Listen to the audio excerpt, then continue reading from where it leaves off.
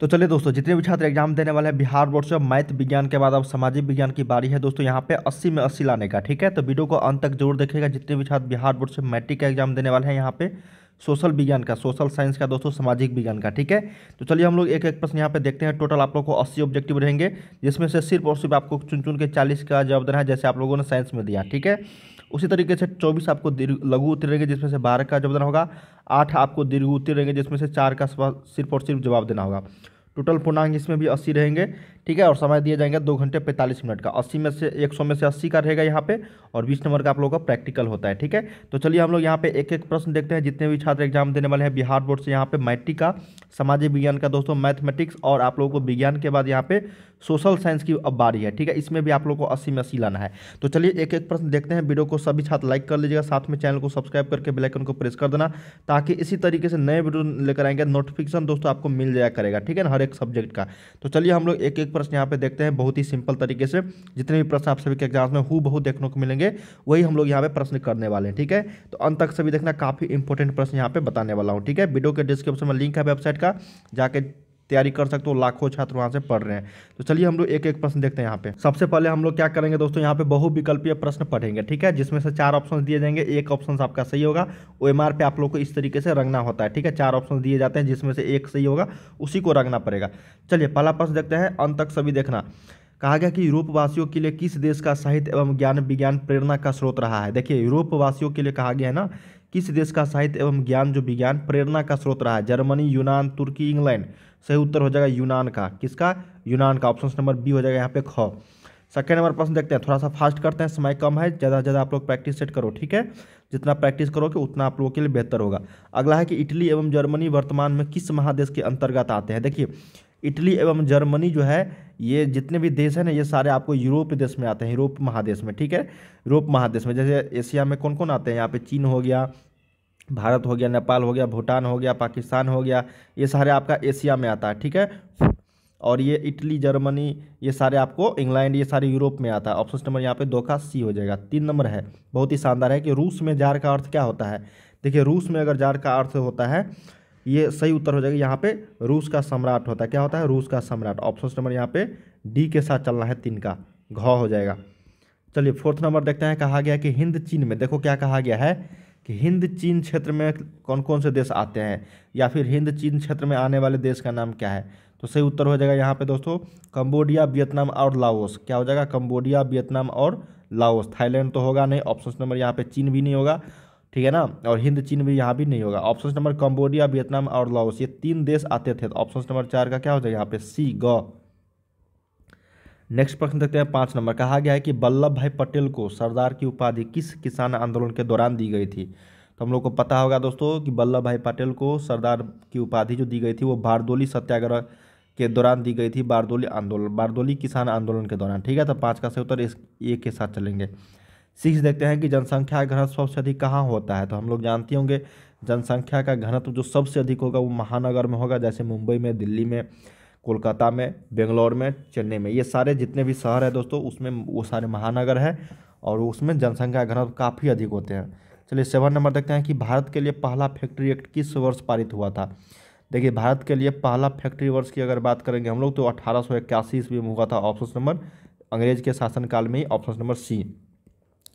8 number है कि गिरमिटिया मजदूर बिहार के किस क्षेत्र से भेजे जाते थे। तो पता ही होगा दोस्तों, गिरमिटिया मजदूर जो भेजा जाता था वो पश्चिमी चंपारण के क्षेत्र से भेजा जाता था, इसलिए हम लोग यहाँ पे पश्चिमी चंपारण लिखेंगे। तो ऑप्शन नंबर क्या हो जाएगा, 8 का डी करेक्ट हो जाएगी, ठीक है। चलिए 9 नंबर देखते हैं। कहा गया कि वर्नाक्यूलर प्रेस एक्ट, देखिए वर्नाक्यूलर प्रेस एक्ट से बचने के लिए किस पत्र ने रातों रात अपनी भाषा बदल दी। एक वर्नाक्यूलर प्रेस एक्ट लागू हुआ था, उससे बचने के लिए कौन सा पत्रिका यहाँ पे बोल रहा है कि रातों रात अपनी जो भाषा बदल दी थी। हरिजन, भारत मित्र, अमृत बाजार पत्रिका, या फिर हिंदुस्तान रिव्यू। तो 9 का सही उत्तर हो जाएगा अमृत बाजार पत्रिका, 9 का सी। अगला क्वेश्चन देखते हैं 10 नंबर की। पूर्ण स्वराज की मांग का प्रस्ताव कांग्रेस के किस अधिवेशन में पारित हुआ। बहुत ही शानदार प्रश्न है कि पूर्ण स्वराज की मांग जो है कांग्रेस के किस अधिवेशन में पारित हुआ था। ये हुआ था आपका दोस्तों लाहौर अधिवेशन में, ठीक है, लाहौर अधिवेशन, जो ऑप्शन नंबर ए में है। 11 नंबर है कि भारत के किस स्थान पर पहला परमाणु ऊर्जा केंद्र स्थापित किया गया था। क्या कहा गया है कि भारत के किस स्थान पर पहला परमाणु ऊर्जा केंद्र जो है स्थापित किया गया था? 4 है यहाँ पे ऑप्शंस, कलपक्कम, उसके बाद नरोरा, राणा प्रताप सागर या फिर तारापुर। 11 का सही उत्तर हो जाएगा तारापुर। ठीक है, ऑप्शन नंबर डी के साथ चलेंगे। अगला देखते हैं 12 नंबर कि प्राकृतिक गैस किस खनिज के साथ पाया जाता है? देखिए प्राकृतिक नेचुरल गैस जो होता है ये आपका पेट्रोलियम के साथ पाया जाता है। किसके साथ? पेट्रोलियम के साथ। 13 नंबर देखते हैं कि ऊर्जा का गैर पारंपरिक स्रोत क्या है? देखिए ऊर्जा का गैर पारंपरिक स्रोत की अगर बात करेंगे हम लोग तो वो होता है सौर ऊर्जा। ये गैर पारंपरिक है। पारंपरिक जो बहुत दिनों से आ रहा है कोयला, विद्युत और पेट्रोलियम, लेकिन सौर ऊर्जा ये गैर पारंपरिक स्रोत है। ऑप्शन नंबर डी के साथ चलेंगे, घ। अगला है कि भोपाल गैस त्रासदी में किस गैस का रिसाव हुआ था? बहुत ही शानदार प्रश्न है, पूछा जाएगा। तो इसका नाम था मिथाइल आइसोसाइनेट। क्या नाम था? Methyl isocyanate. तो 14 का से उत्तर सी हो जाएगा यहाँ पे। चलिए नेक्स्ट प्रश्न देखते हैं 15 नंबर। कहा गया है कि फाल्टा विशेष आर्थिक क्षेत्र कहाँ स्थित है? तो फाल्टा विशेष आर्थिक क्षेत्र जो स्थित है वो है पश्चिमी बंगाल में। कहाँ पे? पश्चिमी बंगाल में। अगला है कि संजय गांधी जैविक उद्यान किस नगर में स्थित है?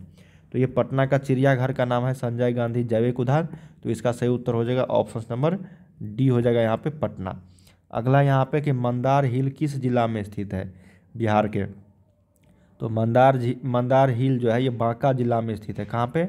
बांका जिला में। सी के साथ चलेंगे। 18 नंबर है कि उच्चावच प्रदर्शन के लिए हैस्यूर विधि का विकास किसने किया था? तो देखिए उच्चावच प्रदर्शन के लिए हैस्यूर विधि का जो विकास किया था ये किया था दोस्तों आपका लेहमान ने। किसने? लेहमान ने। तो 18 का सही उत्तर बी हो जाएगा। 19 नंबर देखते हैं कि सासाराम नगर का विकास हुआ था। तो सासाराम नगर का जो विकास हुआ था दोस्तों ये मध्य युग में हुआ था। किस में? मध्य युग में। ऑप्शन नंबर ए यहाँ पे सही उत्तर हो जाएगी। नेक्स्ट देखते हैं यहाँ पे 20 नंबर कि सीमेंट उद्योग का सबसे प्रमुख कच्चा माल क्या है? देखिए सीमेंट उद्योग का जो सबसे प्रमुख कच्चा माल की अगर बात करेंगे हम लोग तो वो चूना पत्थर है आपका। ठीक है, तो 20 का सही उत्तर किसके साथ चलेंगे हम लोग? चूना पत्थर के साथ। अगला है 21 नंबर कि भारत में राष्ट्रीय स्तर पर पंचायती राज की स्थापना कब हुई थी? देखिए पंचायती राज की स्थापना की अगर बात करेंगे राष्ट्रीय स्तर पर, ठीक है ना, वो हुआ था आपका कितने ईस्वी में? तो 1959 ईस्वी में। तो ऑप्शन नंबर 21 का एक के साथ चलेंगे। अगला है 22 कि बिहार में पंचायती राज का स्वरूप क्या है? देखिए बिहार में पंचायती राज का अगर स्वरूप की बात करेंगे हम लोग तो ग्राम पंचायत भी है, पंचायत समिति भी है, जिला परिषद भी है, तीनों का निर्माण होता है। ऑप्शन नंबर हम लोग डी के साथ चलेंगे यहाँ पे। तो क्या हो जाएगा 22 का? डी।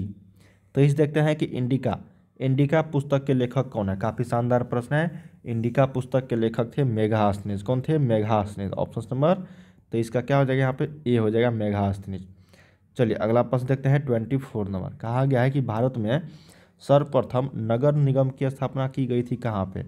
सर्वप्रथम नगर निगम की स्थापना की अगर बात करेंगे हम लोग तो चेन्नई में किया गया था। कहाँ पे? चेन्नई में। तो 24 का सही उत्तर ए के साथ चलेंगे। ठीक है, 25 देखते हैं कि संघ सरकार का उदाहरण है। देखिए संघ सरकार का उदाहरण की अगर बात करेंगे तो वो अमेरिका है। क्या है? अमेरिका। तो 25 का भी सही उत्तर क्या हो जाएगा यहाँ पे? ए।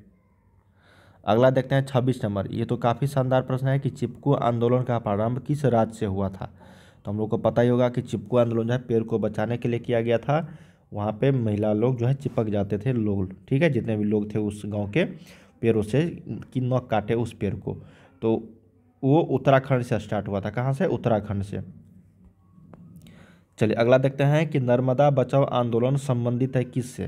तो देखिए नर्मदा बचाओ आंदोलन जो है ये आपको पर्यावरण से संबंधित है। ठीक है, ऑप्शन नंबर क्या हो जाएगा यहाँ पे? 27 का ए हो जाएगा। 28 देखते हैं कि सूचना का अधिकार कानून कब लागू हुआ था? देखिए सूचना का अधिकार कानून जो लागू हुआ था ये लागू हुआ था 2005 ईस्वी में। कब ईस्वी में? 2005 ईस्वी में। तो ऑप्शन नंबर 28 का बी। चलिए 29 देखते हैं कि बिहार में संपूर्ण क्रांति का नेतृत्व किसने किया था? तो जयप्रकाश नारायण जी संपूर्ण क्रांति का नारा दिया था और उसने भी नेतृत्व किया था। ऑप्शन नंबर 29 का डी, पटना के गांधी मैदान से किया था। छात्र आंदोलन। अगला है निम्न को प्राथमिक क्षेत्र कहा जाता है। निम्नलिखित कौन से क्षेत्र को प्राथमिक क्षेत्र कहा जाता है? देखिए प्राइमरी सेक्टर की अगर हम लोग बात करेंगे तो उसको बोलते हैं हम लोग खेती बाड़ी को। ठीक है, मतलब रहने खाने पीने इसको। तो ये हो जाएगा आपका मछली पालन। ठीक है, ये कृषि के अंतर्गत आता है, इसलिए इसका जो आंसर हो जाएगा वो बी हो जाएगा प्राथमिक क्षेत्र। ठीक है, द्वितीयक क्षेत्र होता है, तृतीयक क्षेत्र होता है। तृतीयक क्षेत्र होता है आपका सेवा क्षेत्र और द्वितीयक क्षेत्र होता है आपका औद्योगिक क्षेत्र। ठीक है, इसको याद रखना होगा। अगला है 31 नंबर की, योजना आयोग का अध्यक्ष कौन होता है। देखिए योजना आयोग का अध्यक्ष की अगर बात करेंगे हम लोग तो इसका प्रधानमंत्री होने लगा। ठीक है, तो 31 का क्या हो जाएगा बी।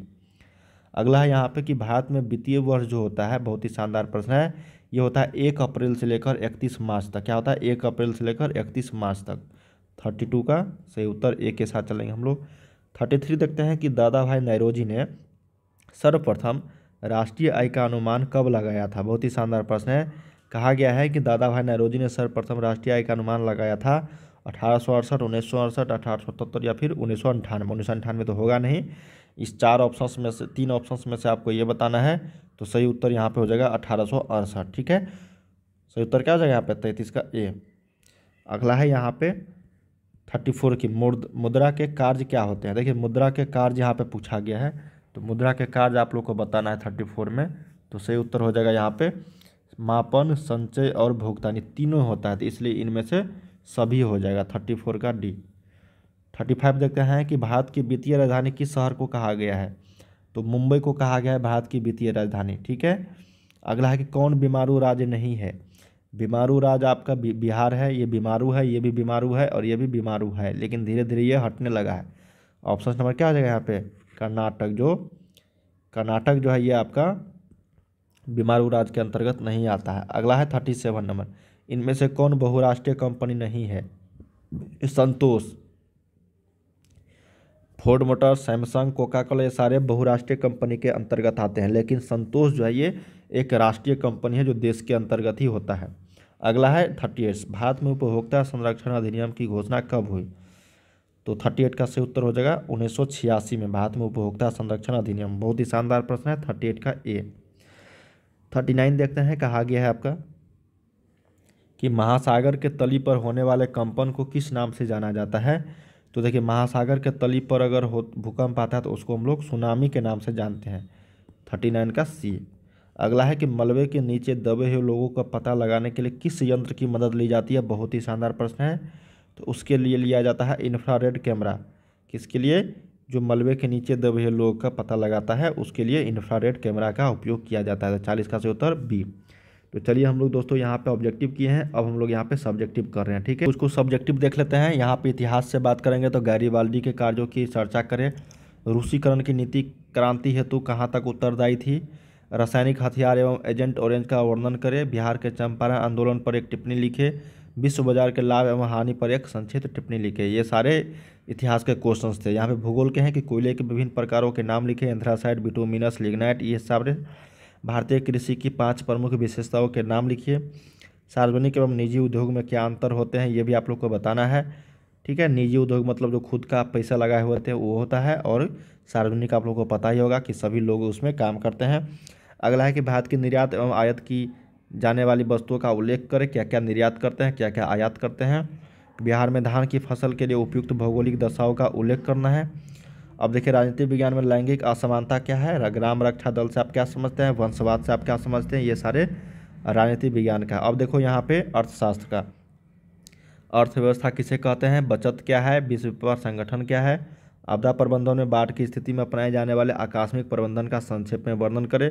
यहाँ पे बाढ़ का था, कभी कभी पूछे भूकंप का, कभी कभी सुखाड़ का। ठीक है, इसी तीनों में से पूछा जाते रहा है। तो हम लोगों ने दोस्तों यहाँ पे टोटल जो क्वेश्चंस किए यहाँ पे ऑब्जेक्टिव के साथ साथ सब्जेक्टिव भी किए हैं, जो आप सभी के एग्जाम्स के लिए काफ़ी इंपॉर्टेंट था। ठीक है, चलिए हम लोग अगले वीडियो में मिलते हैं कुछ और क्वेश्चंस को लेकर। तब तक के लिए आप लोग वीडियो को लाइक कर लीजिए, चैनल को सब्सक्राइब कर लीजिए, ताकि इस तरीके से हम लोग नए वीडियो लेकर आऊँगा, नोटिफिकेशन दोस्तों आपको मिलते रहेंगे। ठीक है, चलिए विज्ञान और मैथ्स के बाद अब सामाजिक विज्ञान की बारी है, छाप देना जाके। ठीक है, चलिए मिलते हैं हम लोग अगले वीडियो में। तब तक के लिए आप लोग बाय बाय, तैयारी करते रहिए सभी की।